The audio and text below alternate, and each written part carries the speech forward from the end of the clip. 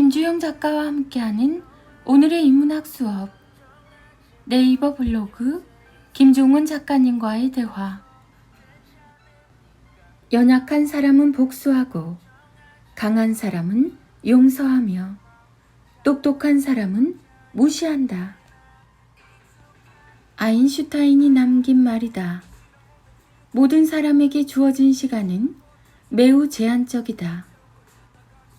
결국 소중한 시간을 자신이 원하는 대로 쓰는 것이 인생을 값지게 보내는 방법이다. 당신을 둘러싼 이런저런 논란과 오해와 억측에 굳이 반응할 필요가 없다. 복수는 강한 자의 무기가 아니라 그걸 스치지 못할 정도로 나약한 영혼을 가진 자의 몸부림이다. 용서하는 것조차 시간 낭비다. 용서한다는 것 자체가 이미 마음에 남아있다는 사실을 강하게 증명하기 때문이다. 자신의 시간을 스스로 제어하고 모두 자신의 마음대로 사용하는 똑똑한 사람들은 가볍게 스친다. 모든 부정적인 것에서 벗어나라. 그것들을 철저히 무시하고 바람처럼 스쳐서 그대가 원하는 곳으로 가라. 김종원 작가. 김종원 작가. 인문학, 자기계발, 좋은 글, 좋은 글귀, 시간관리, 마음, 내면, 지혜. 카카오 채널 김종원 작가님의 기적의 필사법.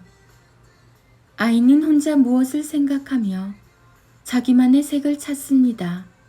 그렇게 아이의 내면은 어제보다 탄탄해집니다.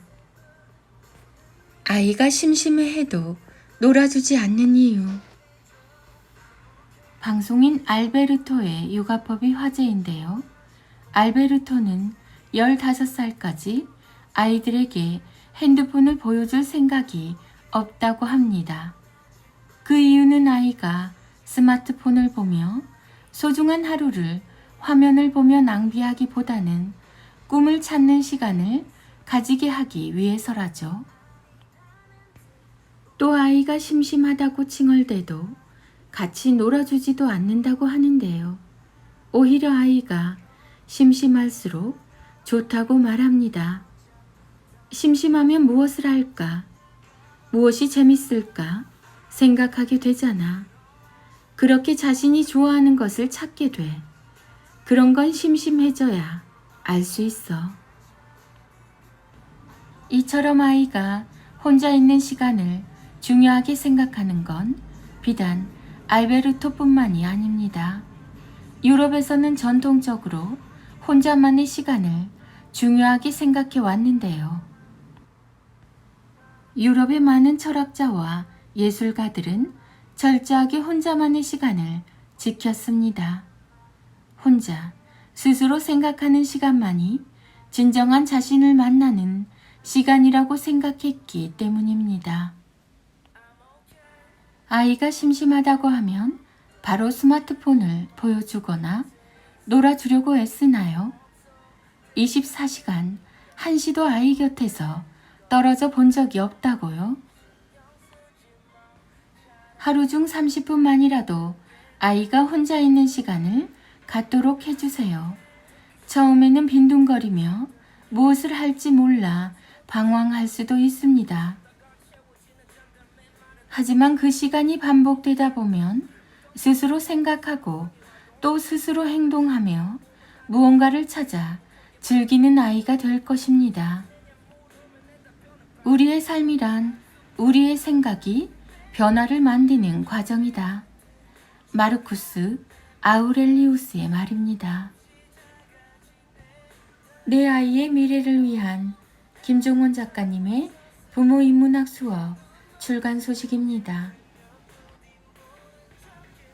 부모의 이 말이 수학을 대하는 아이의 태도를 최악으로 만듭니다. 우리 아이는 수학머리가 없어서 수학은 별 기대를 하지 않아요. 부모의 이 말이 수학을 대하는 아이의 태도를 최악으로 만듭니다. 맞아요. 우리 모두 알고 있듯이 수학은 정말 어려운 과목입니다. 그 사실을 증명하듯 중학생이 되면서 교실에서는 슬픈 광경이 펼쳐지죠. 수학이 어려워지면서 아예 포기하는 현상이 바로 그것입니다. 실제로 교육 현장에는 지금 수포자, 수학 포기자가 넘쳐나고 있습니다. 최근 수포자에서 천재 수학자로 거듭난 한국계 미국인 허준희 교수가 수학계의 노벨상으로 불리는 필즈상을 받았습니다. 그가 남긴 인터뷰에서 우리는 아이들에게 도움이 될 매우 값진 지점을 발견할 수 있습니다. 핵심만 간단하게 압축하면 이렇습니다. 짧은 말이지만 핵심은 매우 깊으니까 여러 번 반복해서 낭독하고 필사해 주세요. 학생들이 단기적인 목표를 추구하지 않고 마음 편하게 자유롭게 즐거움을 쫓으면서 여유롭고 안정감 있는 일상을 보냈으면 좋겠습니다. 물론 수학은 어렵고 현실은 여유를 주기 힘들어요. 단 하루도 경쟁하지 않고 살아갈 수는 없으니까요. 그런 말은 천재나 할 수 있는 말이야 라며 부정할 수도 있어요. 하지만 그렇다고 그런 이유로 포기할 수는 없죠. 아이의 미래가 걸린 일이니까요.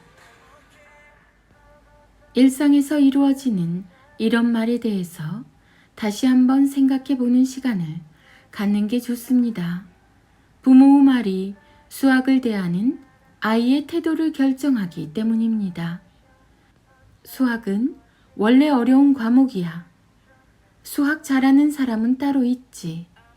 우리 아이는 수학 머리가 없어서 수학은 별 기대를 하지 않아요. 이런 식의 말을 이렇게 바꾸는 게 좋아요. 그럼 수학을 대하는 아이의 태도를 긍정적으로 바꿀 수 있죠. 수학은 원래 어려운 과목이야. 수학은 시간이 조금 더 필요한 과목이지. 수학 잘하는 사람은 따로 있지. 수학은 시간과 노력을 더 투자한 사람이 잘할 수 있어. 우리 아이는 수학 머리가 없어서 수학은 별 기대를 하지 않아요. 우리 아이는 지금 수학 기초를 탄탄하게 다지고 있는 중입니다. 허준희 교수가 언급한 수학에 대한 안정감과 여유, 자유롭게 목표를 향해 달려가는 태도를 만들어주기 위해서는 부모의 말이 먼저 그런 방향으로 바뀌어야 하죠. 수학을 잘할 수 있는 방법은 정말 다양합니다. 하지만 그 수많은 방법을 실천하려면 수학을 대하는 태도가 매우 중요하죠.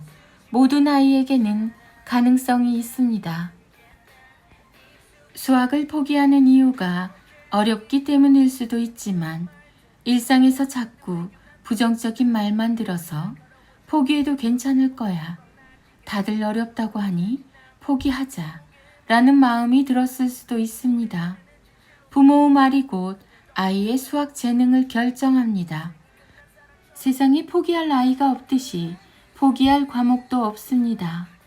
부모의 말은 아이의 태도를 결정하고 아이의 태도는 잠든 공부머리를 깨웁니다. 김종원 작가. 김종원 작가, 자녀 교육, 부모 교육, 책 육아, 홈스쿨링, 인문학, 문해력, 대화법, 질문, 초등교육, 수포자, 수학, 공부, 공부자극, 공부머리. 인문학의 대가 김종원 작가님의 하루 한 장 365 인문학 탄력. 아이들의 낭독이 이어집니다. 인문학 달력 10월 13일 못된 말과 행동이 우리 몸에 상처를 내는 것은 아니지만 그것은 우리의 몸과 마음을 더럽힌다.